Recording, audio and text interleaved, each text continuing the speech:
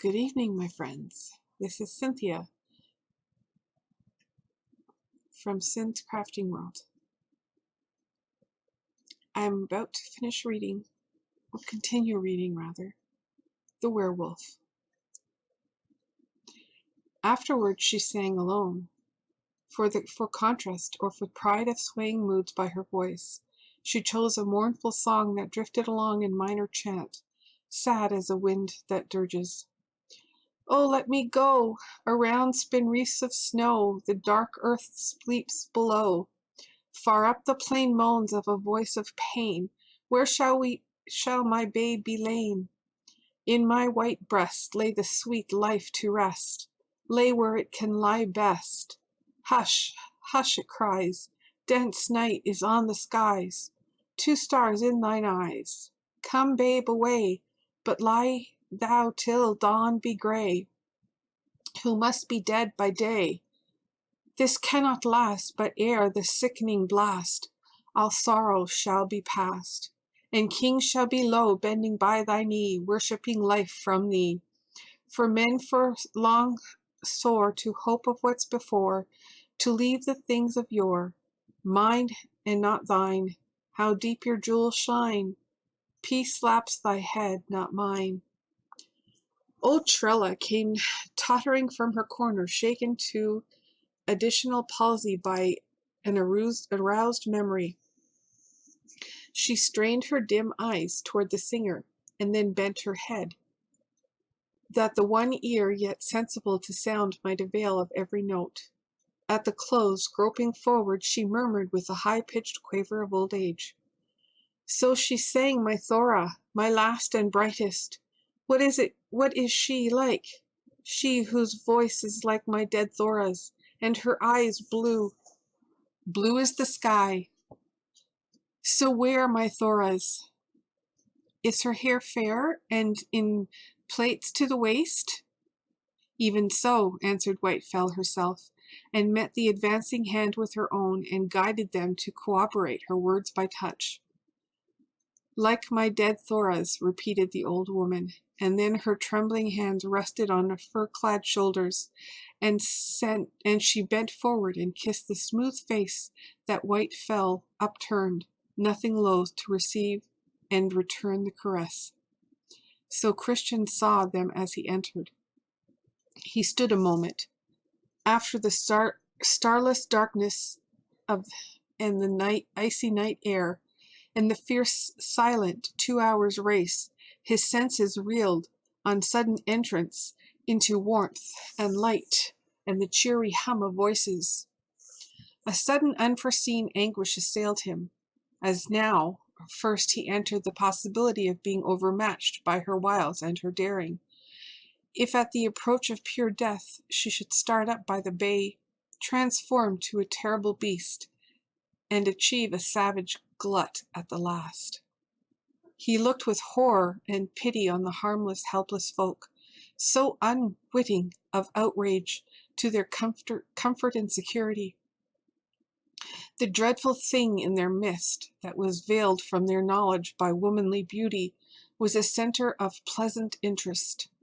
There before him, signally impressive, was poor old Trella, weakest and feeblest of all in fond nearness, and a moment might bring about the revelation of a monstrous horror, a ghastly, deadly danger set loose at bay, in a circle of girls and women and careless, defenseless men, so hideous and terrible a thing as might crack the brain or curdle the heart stone dead.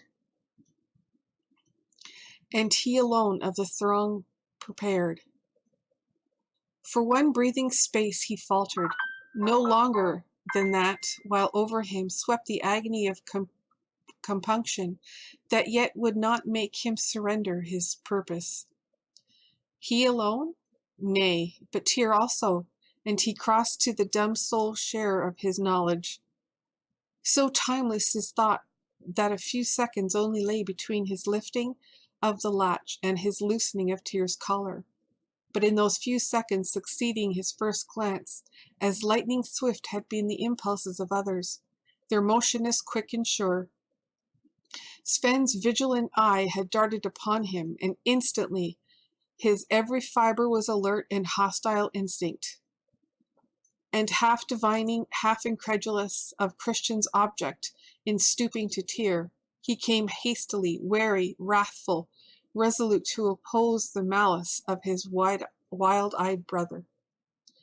But beyond Sven Rose White fell, blanching white as her furs, and with eyes grown fierce and wild, she leapt down the room to the door, whirling her robe closely to her. "Hark!" she panted. "The signal horn! Hark! I must go!" as she snatched the latch out to be out and away.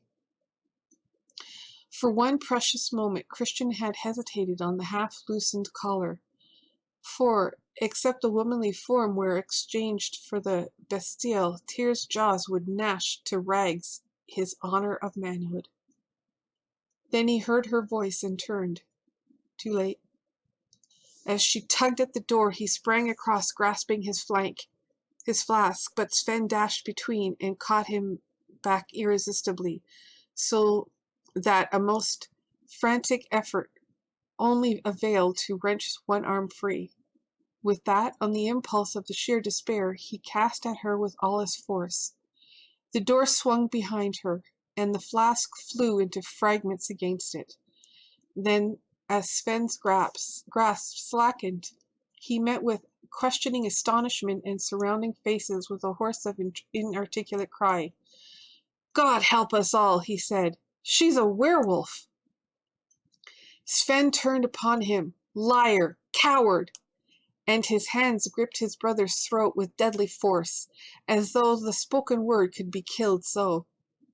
And as Christian's struggle lifted him clear off his feet and flung him crashing backward, so furious he was that, as his brother lay motionless, he stirred him roughly with his foot till their mother came between, crying shame, and yet then he stood by, his teeth set, his brows knit, his hands clenched, ready to enforce silence again violently, as Christian rose staggering and bewildered.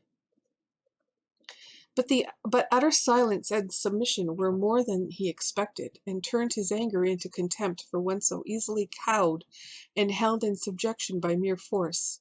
"He's mad," he said, turning on his heel as he spoke, so that he lost his mother's look of pained reproach at this sudden free utterance of what was lurking dread within her. Christian was too spent on the effort of speech.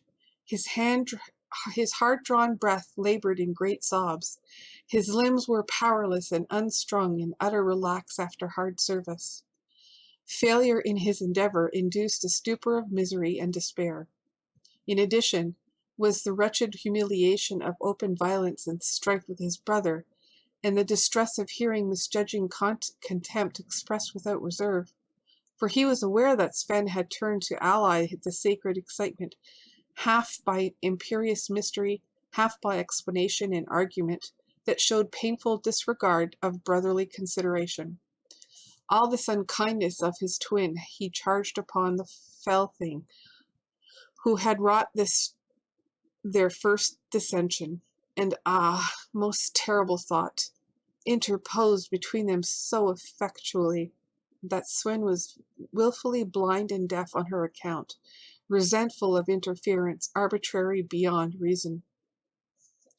Dread and perplexity unfathomable darkened upon him. Unshared, the burden was overwhelming. A foreboding of unspeakable calamity, based upon its ghastly discovery, bore down upon him, crushing out hope of power to withstand impending fate. Sven, the while, was observant of his brother, despite the continual check of finding, turning and glance when he would, Christian's eyes always upon him, and the strange look of helpless distress discomposing enough to the angry aggressor. "Like a beaten dog," he said to himself, rallying contempt to withstand compunction. Observation set him wondering on Christian's exhausted condition. The heavy laboring breath and the slack inert fall of limbs told surely of unusual and prolonged exertion. And then why had close upon 2 hours' absence followed by openly hostility against White Fell. Suddenly the fragments of the flask giving a clue, he guessed all, and faced about to stare at his brother in amaze. He forgot that the motive scheme was against White Fell, demanding derision and resentment from him, that was swept out from remembrance by astonishment and admiration for feat of speed and endurance. In eagerness to question, he inclined to attempt a generous part, frankly offered to heal the breach. But Christian's depression and sad following gaze provoked him to self-justification by recalling the offense of that outrage utterance against White Fell, and the impulse passed. Then other considerations counseled silence, and afterwards a humor possessed him to wait and see how Christian would find opportunity to proclaim his performance and establish the fact without exciting ridicule on account of his absurdity of the errand. This explanation remained unfulfilled. Christian never attempted the proud avowal that would have placed his feat on record to be told to the next generation. That night Sven and his mother talked long and late together, shaping into certainty the suspicion that Christian's mind had lost its balance, and discussing the evident cause. For Sven, declaring his own love for White Fell, suggested that his unfortunate brother, with the like passion, they being twins in loves as in birth, had through jealousy and despair turned from love to hate, until reason failed at the strain, and a craze developed, which the malice and treachery of madness made a serious and dangerous force. So Sven theorized, convincing himself as he spoke, convincing afterwards others who advanced doubts against White Fell, fettering his judgment with advocacy, and by his staunch defense of her hurried flight silencing his own inner consciousness of the unaccountability of her action. But a little time, and Sven lost his vantage in the shock of fresh horror at the homestead. Trella was no more, and her end a mystery. The poor old woman crawled out in a bright gleam to visit a bedridden gossip living beyond the fir grove. Under the tree she was last seen, halting for her companion, sent back for a forgotten present. Quick alarm sprang, calling every man to the search. Her stick was found among the brushwood only a few paces from the path, but no track or strain, for a gusty wind was sifted through the snow from branches, and hid all sign of how she came by her death. So panic-stricken were the farm folk that none dared go singingly on that search. Known danger could be braced, but not the stealthy death that walked by day invisible, and that cut off alike the child in his play and the aged woman so near to her quiet grave. Rawl she kissed, Trella she kissed. So rang Christian's frantic cry again and again, till Sven dragged him away and strove to keep him apart. Albeit in his agony of grief and remorse, he accused himself widely as answerable for the tragedy, and gave clear proof that the charge of madness was well founded, if strange looks and desperate, incoherent words were evidence enough. But thenceforward all Sven's reasoning and mastery could not uphold White Fell above suspicion. He was not called upon to defend her from accusation, when Christian had been brought to silence again, but he well knew the significance of this fact, that her name, formerly uttered freely and often, he never heard now. It was huddled away into whispers that he could not catch. The passing of time did not sweep away the superstitious fears that Sven despised. He was angry and anxious, eager that White Fell should return, and merely by her bright, gracious presence reinstate herself in favor. But doubtful in all his authority and example could keep from her notice an altered aspect of welcome, and he foresaw clearly that Christian would prove unimaginable and might be capable of some dangerous outbreak.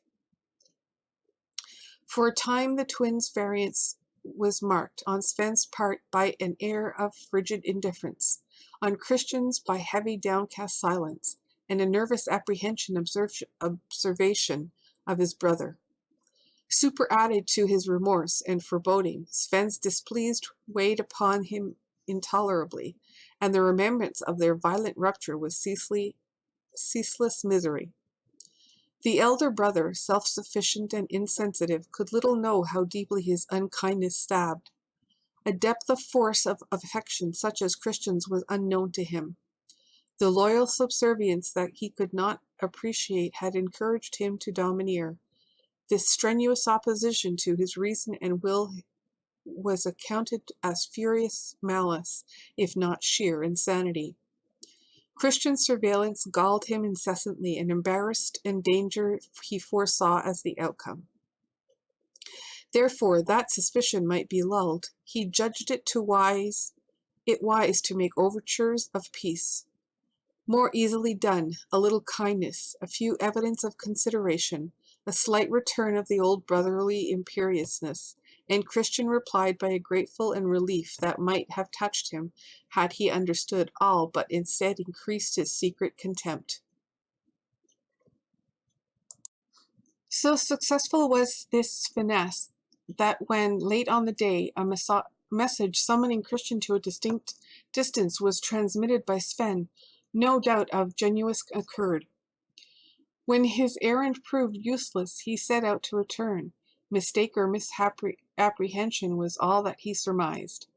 Not till he sighted the homestead, lying low between the night-gray snow ridges, did vivid recollection of the time when he had tracked that horror to the door rouse an intense dread, and with it a hardly defined suspicion. His grasp tightened on the bare spear that he carried as a staff. Every sense was alert, every muscle strung. Excitement urged him on. Caution checked him, and the two governed his long stride, swiftly, noiselessly, to the climax he felt was at hand. As he drew near the outer gates, the light shadow stirred and went, as though the gray of the snow had taken detached motion. A darker shadow stayed and faced Christian, striking his lifeblood chill with utmost despair. Sven stood before him, and surely the shadow that went was White Fell. They had been together, close. He had not been in his arms, near enough for his lips to meet. There was no moon, but the stars gave light enough to show Sven's face was flushed and elate. The flush remained through the expression changed quickly at the sight of his brother. How if Christian had seen all? Should one of his frenzied outbursts be met and managed? By resolution? By indifference? He halted between the two, and as a result he swaggered. White Fell? Questioned Christian, hoarse and breathless. Yes? Sven answered with a query, with an intonation that implied he was clearing the ground for action. From Christian came, "Have you kissed her?" Like a bolt direct, staggering Sven by the sheer prompt temerity. He flushed yet darker, and yet half smiled over the earnest of success he had won. Had there been really between himself and Christian the rivalry that he imagined? His face had enough of the insolence of triumph to exasperate jealous rage. "You dare ask this?" Sven, oh Sven, I must know. You have. The ring of despair and anguish in his tone answered Sven, misconstruing it. Jealousy urging to such presumption was intolerable. "Mad fool," he said, constraining himself no longer. "Win for yourself a woman to kiss. Leave mine without question. Such an one as I should desire a kiss is such as one as shall never allow a kiss to you." Then Christian fully understood his supposition. White Fell, that deadly thing. Sven, you are blind. Mad? I would have you from her. A werewolf." Sven maddened again at the accusation, a dastardly way of revenge, as he conceived, and instantly for a second time the brother were at strife violently. But Christian was now too desperate to be scrupulous, for a dim glimpse had shot a possibility into his mind, and to be free from follow it was striking of his brother was a necessity. Thank God he was armed, so Sven's equal. Facing his assailant with the bare streak, he struck up his arms, and with the butt end hit hard so that he fell. The matchless runner leapt away on the instant to follow a forlorn hope. Sven, on regaining his feet, was as amazed, as angry at the unaccountable flight. He knew in his heart that his brother was no coward, and that he was unlike him to strike from the encounter because defeat was certain, and cruel humiliation from a vindictive victor probable. Of the uselessness of pursuit he was well aware. He must abide his chagrin, content to know that from time his advantage would come, since White Fell had parted to the right, Christian to the left, and even of a sequent encounter did not occur to him. And now Christian, acting on the dim glimpse he had, just as Sven turned upon him, of something that moved against the sky along the ridge behind the homestead, was shaking his only hope on the chance and his own superlative speed. If what he saw was really White Fell, he guessed what bending her steps towards the open wastes, and there was the possibility that by a straight dash and a desperate perilous leap over sheer bluff, he might yet meet her or head her, and then he had no further thought. It was past the quick, fierce race, and the chance of death at the leap, and he halted in the hollow to fetch his breath and to look. Did she come? Had she gone? She came. She came with a smooth, gliding, noiseless speed that was neither walking nor running. Her arms were folded in her furs that were drawn tight about her body. The white lappets from her head were wrapped and knotted closely beneath her face. Her eyes were set on a far distance, so she went till the even sway of her going was startled to pause by Christian. Fell! She drew a quick, sharp breath at the sound of her name thus mutilated, and faced Sven's brother. Her eyes glittered. Her upper lip was lifted and showed the teeth. The half of her name, impressed with the ominous sense as uttered by him, warned her of the aspect of deadly foe. Yet she cast loose her robes till they trailed ample, and spoke as a mild woman. What would you? Then Christian answered in solemnly dreadful accusation. You kissed Roll, and Roll is dead.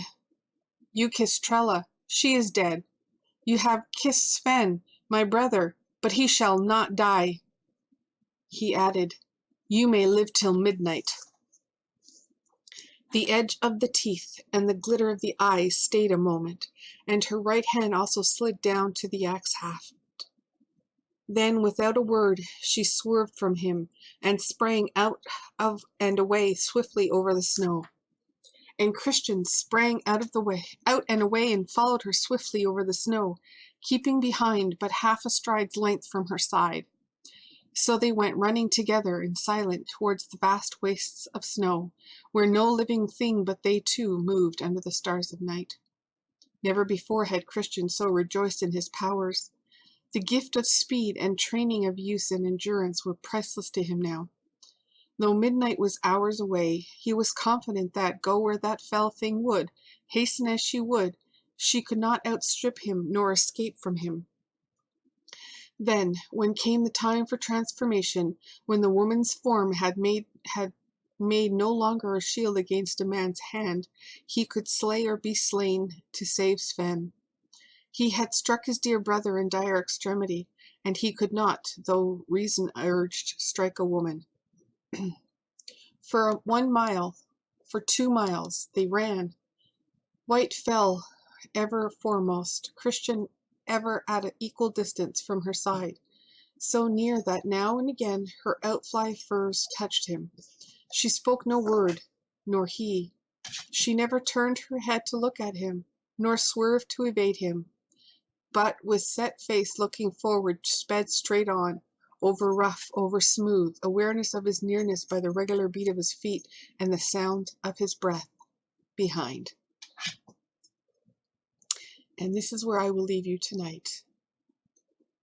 Have a good night, everyone.